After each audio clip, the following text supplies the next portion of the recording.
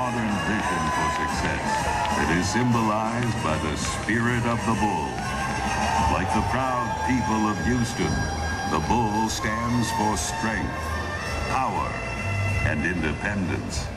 From the small towns to the big cities, these qualities are a Texas tradition, just like the game of football. The city of Houston, with its eyes on the future, is once again set to charge through the National Football League.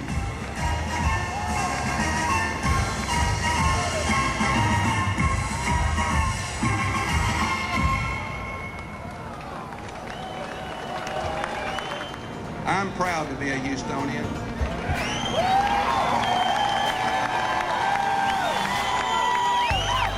And I'm proud to be a Texan. And so with great pride and anticipation, I introduce to you your Houston Texans.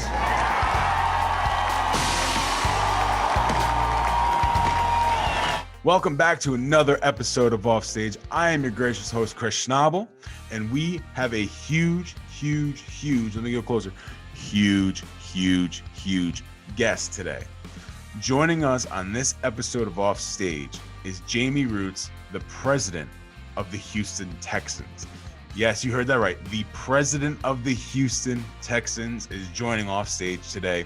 He's going to talk about inside the sports industry. He's going to talk about the business side of the NFL and a lot of great insight. If you're someone like me who's doing their master's in sports management, I'm doing it in sports administration, but you get what I'm saying. This is big. This is big time. This is big time. Big time. We're in the Isaac studio because this is big time. Okay? This is big time things. So stay right here because we have Jamey Rootes coming up right now, and it's a lot of great information. You do not want to miss this. This is Offstage Radio on Isaac. Coming right back.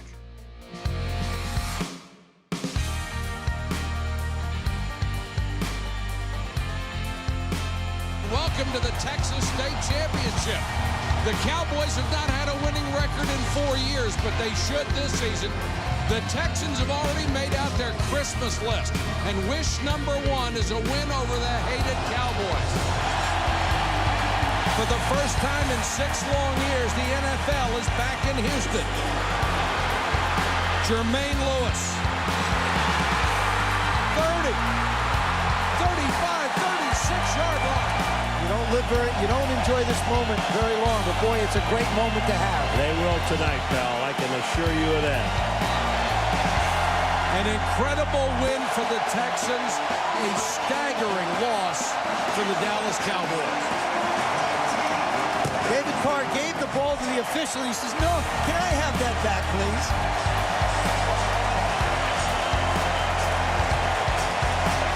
What a game. I mean, what a night for Houston, guys. It really was. It was a great game to watch and do. The final score. The Texans win their opener, 19-10 over Dallas. Welcome back, Offstage Radio. We have a great guest with us today, Jamey Rootes. He's the president of the Houston Texans, and he has a book called The Game Plan out right now, the Winning Gameplan out right now. Jamey, how's it going? I'm doing good, Chris. I feel like I'm on stage, not off stage. Yeah, well, so we call it Offstage because this is based off a documentary series that followed bands before they got on stage.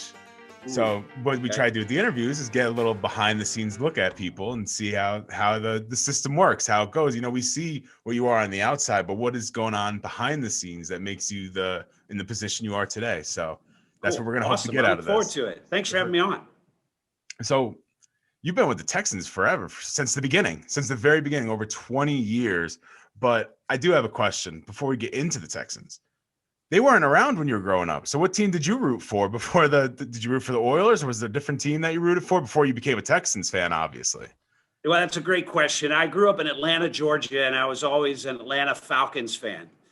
Really, and it's kind of what is great about sports. My dad and I couldn't really talk about anything, but we could connect over the Atlanta Falcons.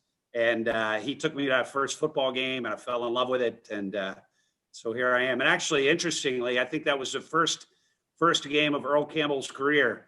So it was the Falcons and the Oilers. So when if the Falcons come to town, are you like, do you get a little more giddy? Because it's like, yeah, obviously you're a Texans fan now, but the Falcons probably still hold a place in your heart, I'd have to imagine. Well, when I was a kid, the Falcons were lovable losers, right? As were the Atlanta Braves, and both franchises have really, improved since I was a kid. So it's a totally different team. So it doesn't really actually, you play them so rarely. It's really hard to get a lot of energy. We're more focused on the division, of course, with Indianapolis and Jacksonville and Tennessee. So you played soccer though growing up, and you played in college and stuff, and then you actually worked as a GM for the Major League Soccer. So how did you make that transition from one sort of football to the football you're in now? Well, actually, it was pretty easy, and the fact that I'd spent 5 years with Lamar Hunt as my boss, the founder of the American Football League. Lamar was the owner of the Columbus Crew, him and his family. And he spent a lot of time in Columbus, Ohio. I think people would be surprised to know that, given that he had the NFL team to deal with. But he loved the Columbus Crew. He loved the city of Columbus. I think it reminded him of his experience when he took the Dallas Texans to Kansas City, a market that wasn't familiar with professional sports, and how magical that can be. And so this was his chance to relive those memories. And so as I transitioned into the NFL, there's way more similarities than there are differences. I kind of put it to people this way, that my mom used to say when I was a kid that you're trying to get a silk purse out of a sow's ear. And that's the soccer experience. I mean, we were a new league, a new team. You were just desperate to get anybody to pay attention to you. And when you're in the NFL, you've already got a silk purse. The challenge is, can you fill it more than, higher than anybody else has ever filled it? So everyone will take your call. It is no problem getting meetings. The question is, can you set the standard high enough that you can become a revenue leader within the league? Fortunately, we got out of the blocks really strong. We remain at the top of the National Football League after 20 years. People would be surprised to know that, but the top of the business metrics. And that's really the foundation of the book that I wrote. How does that happen? Because you win and you lose, and it's really just this kind of arbitrary deal. The way the NFL is set up, everybody's supposed to go 500. If you go 9-7, that's a monumental achievement. And so how do you decouple those two things and have a really strong business, despite the fact that you can win some and you can lose some? And for people that don't know, that the Texans ranked 10th in the NFL on the Forbes list. So they really are right up there, and their business plan obviously works because they're still bringing in money every year and being around for 20 years. You were around for the very, very beginning, like before the team took the field. You helped create the Texans. Not a lot of people get to do that. I get to do that on Madden, but I don't really get to do it in real life. So what was the feeling of creating an actual football team? Well, it was my second time. And when I was in Columbus, I was the first employee. Mm-hmm. When I came to Houston, I may have been the 6th or 7th employee. And then we slowly built out the organization. It was thrilling. It was exhausting, but it was thrilling. And, everybody's got to know their strengths and their weaknesses. If there's one thing that I am, there's a lot of things I'm not, but if there's one thing that I am, is creative. And I liken it to a sculptor. They say great sculptors see a piece of rock, but they don't see the rock. They see the piece that they're going to create, and all they need to do is remove the excess. That's the same way that I look at organizations. From the beginning, I can see what it's going to be. It's just a matter of piecing together all the parts that will make it the vision that I see from the beginning. When going really quick to the Texans, what were some specific roles you played? When did you help with like the branding of the actual team, like logo and stuff like that? Or were you more on the business side with sponsors? Like what were some specific roles you played when creating the team? Yeah. So when we started, there was a guy, Steve Patterson, and y'all are out there on in the Northwest, and you probably know the Portland Trailblazers. Yeah. Steve was the president of the Trailblazers at one point in time. So Steve is the one who brought me in. We were a little stumbly out of the blocks the first month or two, and particularly relative to our stadium project. and Steve knew everybody in town, and he knew everybody involved with the stadium project. And so it got to be where it was overwhelming. He couldn't do everything. And so Bob McNair, was our chairman, called both of us up to his office. And he said, look, I want to move faster than we're moving. I paid $750 million. Sounds like a bargain now, but at the time, nobody had ever paid that much for a franchise. So I paid $750 million, and I got to make sure this goes right. So Steve, you're going to do the stadium, and Jamey, you're going to do the business. And so I actually oversaw all of it, all of the business side. Charlie Casserly was my partner. Charlie was our general manager at the time. And so Charlie built out the football operation. I built out the business operations. So yes, all of the revenue streams, the branding, the identity package, the name, the events that we did, suites and broadcasting and naming rights. And I did all those things. What were some other, if you can remember, what were some other names that they were thinking of going with other than the Texans? Like, did they think maybe try to go back to the Oilers? Were there something else that some people liked that just didn't fit? Like, what were some names that could have been there?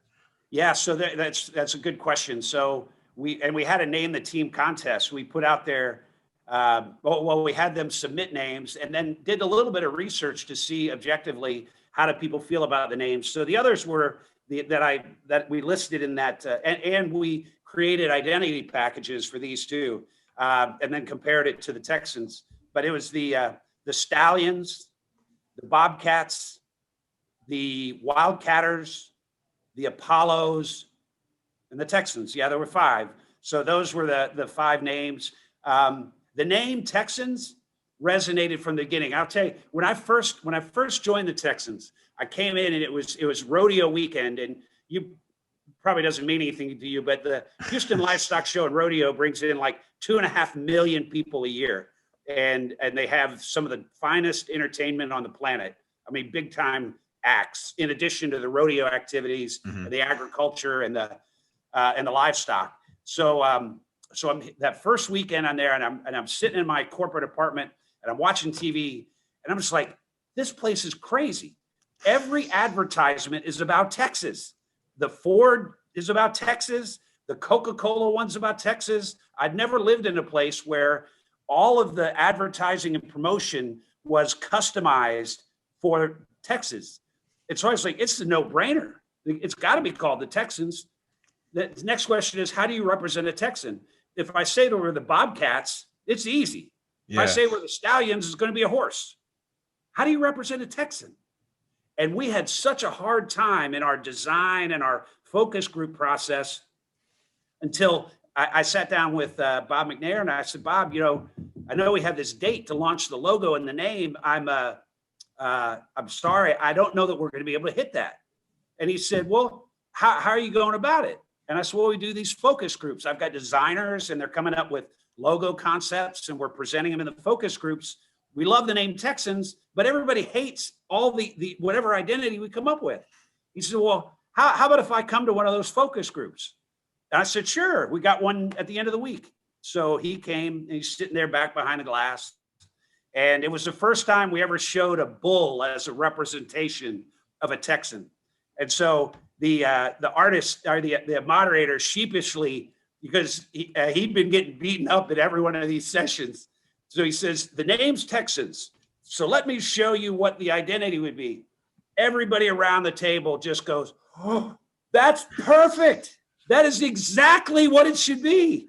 And Bob turns to me and he says, this logo stuff is not that hard. I got it on the first try. What are you talking about? Exactly. But I mean, the interesting thing was, you've got University of Texas. This is how desperate we had gotten. University of Texas, and you've got Texas A&M, and they are arch rivals. So it was basically a longhorn steer in maroon and white. So we tried to appeal to everyone. But get eventually everybody we got to the red, white, and blue, and the state flag of Texas, and with the star in the eye, and the star it's a 5-pointed star, and each of the points has a different meaning of what it means to be a Texan. It's pride, courage, strength, tradition, and independence. And the colors each have a specific Pantone and a unique name to them. The red is battle red, the white is liberty white, and the blue is deep steel blue. And interesting how Liberty White came around. So we were wrapping up all of our logo stuff and looking at uniforms. And so Mr. McNair asked me to come up to Saratoga Springs where his horse was running and do a presentation of the design boards and the uniforms and everything. And so we get there, and this is the kind of guy he was. He was wonderful, just a wonderful man. So we get to his house, beautiful house, right down the street from the historic racetrack, like two houses away. And we come in, and he goes, we start to do our presentation out on the porch. And his wife, Janice, says, Robert, she called him Robert, Robert, the horses are about to run. We need to get over there. He says, hey, you guys gonna want to go watch some horse racing? We're like, sure. We were about a quarter of the way through our presentation. So we go over, we watch the horses, then we come back. And he says, Jamie, how about the colors? What have you guys done there? I said, Bob, this is special. You're going to love this. And I said, the blue is not just any blue. It's deep steel blue. He says, oh, I like that. I said, the red is not just red. It's battle red. Ooh. I said, I kind of a pregnant pause. He says, what about white? I said, well, Bob's white is just the space in between. We can't give white a name. He said, we're giving white a name. I said, what's your idea? He said, we're going to call it Liberty White. I was like, wow, that's really good. And he says, Liberty, come here. His little black dog comes running around. And he says, Liberty boy, you're going to be famous. That's amazing. It's funny because that's how I know Liberty White too, because of the dog. I was like, oh, you're about to say the dog, isn't he? Famous dog. I do have I want to go back to the name really quick. So obviously with the Texans, you can't be Texas. If it was a different name, would you have represented all of Texas? Were you always going to be representing the city of Houston? Like, did you always want to be the Houston blank? Or when they were first creating the name, were they like, maybe we should be the Texas Stallions or the Texas Apollos? Was it always supposed to be the Houston Apollos, Houston Texans? Yeah, we're very proud of this city, love this city. And we think we've done a lot to elevate the image of the city of Houston on a national and international scale. And that's why Bob went out and got the team. I mean, he made plenty of money. He didn't need to work anymore. He sold his company to Enron for $1 billion. He wanted to make a contribution to the community. And so it was important that the name Houston was in there. But when people are Houstonians, but they think more of themselves as Texans. And so that was really the magic of the name Texans. Gotcha. I was going to say with the Texans, you can't be the Texas Texans. That'd be like the Angels being the Angels of Anaheim, which they are. Right. And you see they've gone back to what, the Anaheim or LA or they're the LA Angels of Anaheim, but Los Angeles is the Angels, so the team is the Angels of Anaheim. Yeah. It's they used to be the California Angels, right? California Angels and the Anaheim Angels, they don't know their location. It's hard when you're competing with the Dodgers, though. I mean, the Dodgers are a pretty well-known team. We had a similar situation. I mean, can you think of a franchise that's more storied than the Dallas Cowboys? It's hard to, and they're always up there, one of the top valued, if not the top valued teams in all of sports. And obviously, every year, Dallas is always in the running for the playoffs, whether they're good or not, because people just know it's the Dallas Cowboys. So yeah, I could see that as well. That's why I had the question of, should we try to represent all of Texas or just Houston? Because Dallas is representative of Texas. I don't remember who made this comment, but they said, Dallas can be America's team. We just want to be Texas team.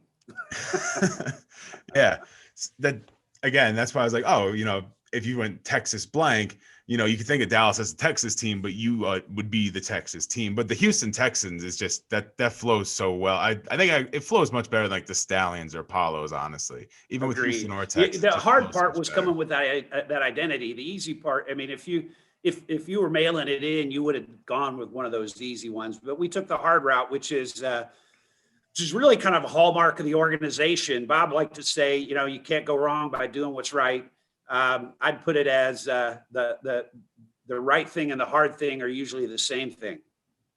So what were some of the greatest challenges faced when starting up this team? Like, what were some of the hardest things to overcome? Was it is it hard to get sponsorships? I mean, you're a brand new team.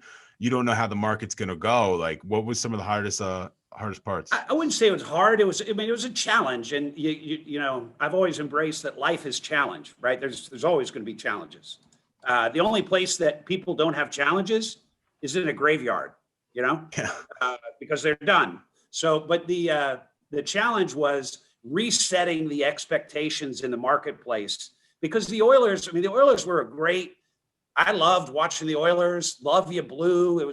But as from a business perspective, they operated in a kind of an old school approach, and the sporting world has evolved. And so we needed to reset the expectations and when we did our meetings with sponsors and suite holders and the naming rights partner and everybody we got involved with, the first conversation was not about business, not about what we're going to do together. It was, who are we going to be and what are our expectations? The Oilers were great.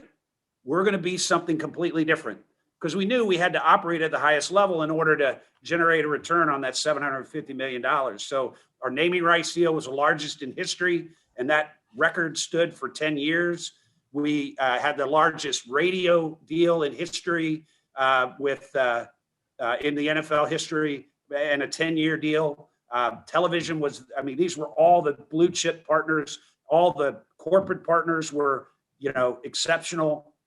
And so we got off to a great start. And I've always believed, particularly in launching a sports team, maybe any business, you never get a second chance at a first impression. So we had 30 months. We knew after 30 months, we had to be at the highest level. And then it's incumbent upon us to defend it, to protect it, to deliver upon the expectations that we had created in the marketplace. And fortunately, we've been able to do that for the last 2 decades. I got a question about naming rights, because I'm that's way out of my league. But when you're doing naming rights, is it just like a complete bidding war where people, like, companies come in, they give you a presentation, and then are you like thinking like, what would sound good as our stadium name as well? Does 2 factors, or is it really just whoever can deliver the most on like money or whatever compensation they can give? Yeah, so it's it depends. It depends on the market and the current environment. Depends on the league. It really depends. The way we approached it is we had kind of a minimum threshold that we wanted to hit that would set us apart.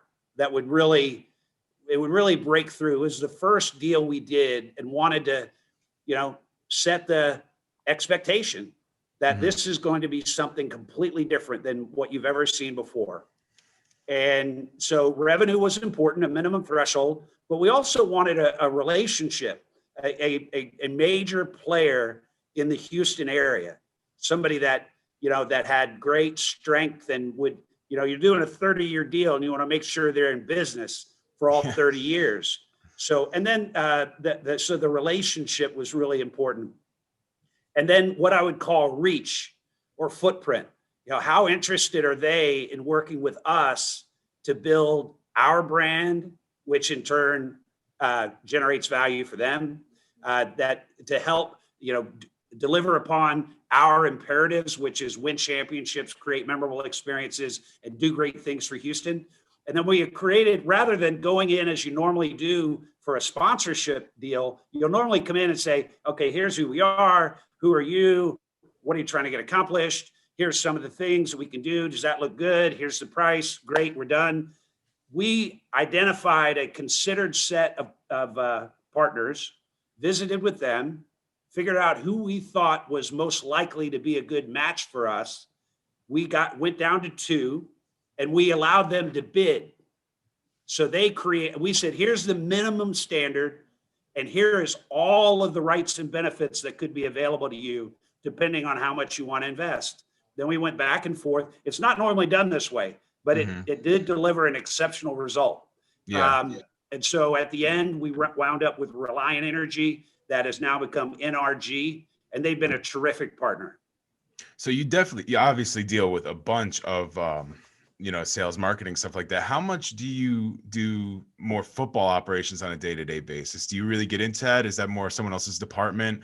Like, how much do you deal with that in comparison to the business side? I would say there's kind of everybody's got their own model, but we're kind of a three-headed monster, if you will. So three heads that report to the owner. I do all of the business functions. So basically, they've made it easy on me. If you envision a football field, they draw lines on it. So if it happens within those lines, I don't do it. Okay. If it's outside of those lines, I do it. So there's me, there's the general manager, and just this is simplistic, but who's responsible for the talent, the personnel, and all the support activities around the team, the training room, the cafeteria, nutritional program, strength training, equipment room, things of that nature, video, the scouting, of course. And then you've got the head coach. And the head coach, his job is to win on Sunday. Mm-hmm. And so those are the three areas. We do interface with each other. There is a level of overlap, but I don't tell them who to pick and what plays to run. And they don't tell me how to sell tickets. I mean, that's how to be the best way. You got to delegate sometimes. You take it all on at once, things can get lost or overlapped, or you kind of got to delegate it to other people. So I get that. We're talking this about is different than a normal business. As the president of the team, this is more like a pharmaceutical company. So you think in terms of a pharmaceutical company, you have somebody that is running the business, but then you've got all these mad scientists over there trying to create the next breakthrough drug. And they're very different. This is a very creative process over here in terms of imagining drugs, scientific. Same thing with football. That's a very different skill set than running an organization. Yeah. What kind of stuff did you have to overcome to get into the position you are today? Obviously, you took a different path than most people that are going to be president of a football team. You started in a completely different sport, and then you came over to this. So what are some things you had to overcome, and what was that path or your journey like? I'll tell you that the hardest part was not preparing, and the way it worked out, it's kind of like the last chapter was great, but the chapters in between were kind of rough because I'm glad I didn't study sports in college. A lot of kids do that now, right? Mm-hmm. I'm glad that I got a traditional business training. I'm glad I went back and got my MBA. But the route that I took did not connect me naturally with folks in the sports business. I had to go out and do that on my own. In fact, when I left IBM, I drove across the country doing informational interviews with anybody who would visit with me in the sports business. I would just call them up and say, like this, get the business head with the Kansas City Chiefs, who actually facilitated my first opportunity in sports. I called him and I said, Mr. Connolly, we have some mutual friends, and they said, they come and watch a Chiefs game with you every year. I was wondering if I could come by and visit with you someday. He goes, well, when can you come? I said, well, when are you available? So I just timed my drive to be there when he would be available. We spent 30 minutes together. But that was the hardest part, was overcoming the fact that I was not a natural fit for the sports business.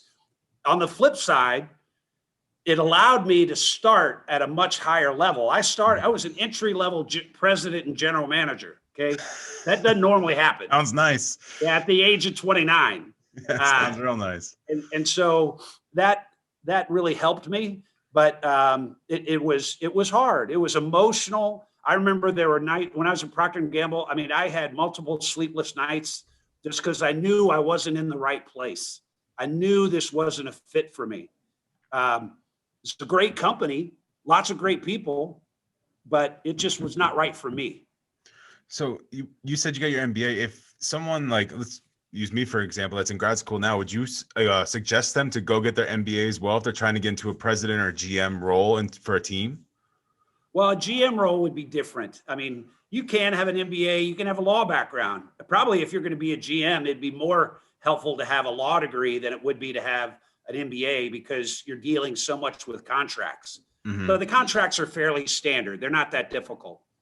Don't tell my legal counsel I said that. So, but if you're going to be a GM, the quickest route is through either scouting or football operations, and work your way up. And the challenge in the NFL to move up, you typically have to move out. Mm-hmm. So people are moving around a lot in order to get up the ladder, because folks don't normally leave their position up above you. If you want to be on the business side as a president, I do believe an MBA would be a great idea. It's been, invaluable to me. There's so many lessons that I reflect upon.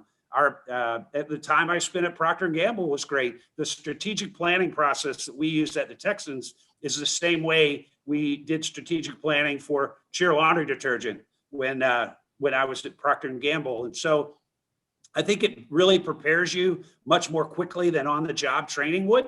But it all depends on, what you want for your life. I mean, for me, it was, it was kind of a grueling grind over a number of years in order to make it happen. So there are a lot of different ways to get there. If you were to hire somebody to become a part of the Texans, what would be some ideal characteristics you're looking for in that candidate? Yeah, so there's 3 things that we're looking for, and we call them the non-negotiable talents.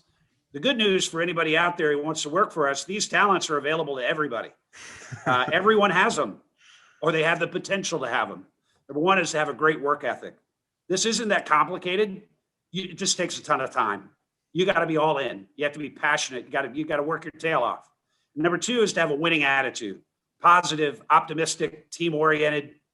And then number 3 is you have to have a desire to operate consistently with our values. We've got a very strong culture.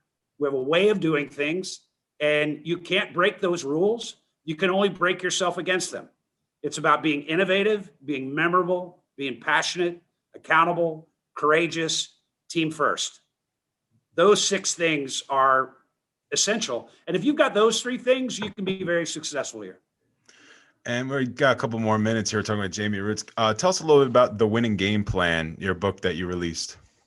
Yeah, back there, right? So, yep, right there. Yeah, so nice to have the visual, right? So it's a book about leadership. It's not about sports. Now, all the stories come from a sporting context because that's my experience. That's what I've done. And so I just try. I've got kind of a unique approach. It's a homegrown approach built from mentors, from reading books, from graduate school experience, undergraduate experience, playing sports, and of course, all the time that I've spent here. And I felt like I was full, right? I had a full bucket, and it was time to pour that out to allow others to learn from it. Because I do believe there are a number of really important concepts in here. Some of them, are pretty paradigm shifting, and I'm teaching a leadership class at the University of Houston, and we had our introduction a week ago. And I told them, I said, guys, look, here's the deal. You're much more likely to see me reading the Wall Street Journal versus Sports Illustrated, or watching Squawk Box rather than watching ESPN. So these are business principles. They work in a sports team. They would work in a steel mill, wherever. It's just, how do you become a great leader? And if you had to give advice to somebody that's trying to break into the sports industry, what advice would you give that person? Run. Just check your heart. Number 1 is check your heart. Make sure you really, really want it. Because unless you really, really want it, it's probably not going to work. It's so difficult to make your way into this business at a place that is, reasonably, compensates you reasonably. There are a lot of lower level, like ticket sales jobs and all of that. And that's great, but you really want to be at a higher level. And those jobs are very hard to get. And it often requires you to relocate. I mean, if you're a salesman, you can sell in lots of different industries. There's jobs everywhere. But if you want to be in sports, particularly if you pick up one sport, just make sure you're ready for it. Number 2 is get experience. I don't care whether you get paid or not. Go and do it. Because when you walk in and you've never had any experience in sports, I don't have any idea whether you really love this or not. I know you love sports, but do you love what we do day to day? Do you love the job? Tom Peters said, if you're gonna be a cobbler, you better love leather, right? So you need to know that you can. And so if you've spent summers working for a sports team or worked in the athletic department, I know that you get it. I know that you know that you're not going to hang out with JJ Watt, that you're going to be working your tail off every day. You're going to be schlepping bags of stuff. You're going to be in some, cavernous storage bin, and until you've paid your dues and you make your way up. Jamey Rootes dropping some knowledge on us trying to get in there. Thank you so much for joining us. Of course. Great to be with you. Yeah, we'll be right back.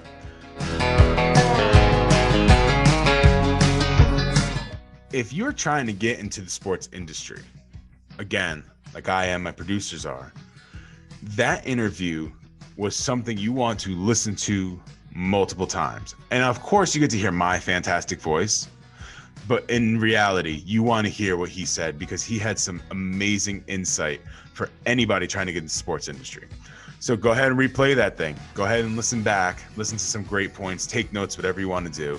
Thank you for joining us. If you want to try to follow us, you can go to Instagram. It's off.stage.radio. Twitter, we are Offstage Radio. Facebook, we are Offstage Radio. You can also go to Schnabel Productions. That's SCHNABEL Productions.com/Offstage Radio. And you can listen to all our past podcasts. You can listen to all the future podcasts. You can subscribe. You can like. You can follow. All those shameless plugs you see at the end of the YouTube videos. Actually, I think they're at the beginning usually. You can do that for us if you'd like, or you can just listen.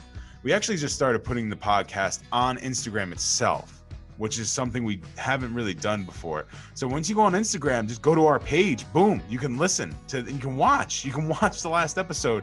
The technology's crazy. But we'd like to thank Jamey Rootes for coming on. Definitely go check him out. Check out his book. And thank you for joining Offstage. Thank you for coming back another week. We appreciate you being here. We hope to see you next week. See you later, Offstage. Yeah.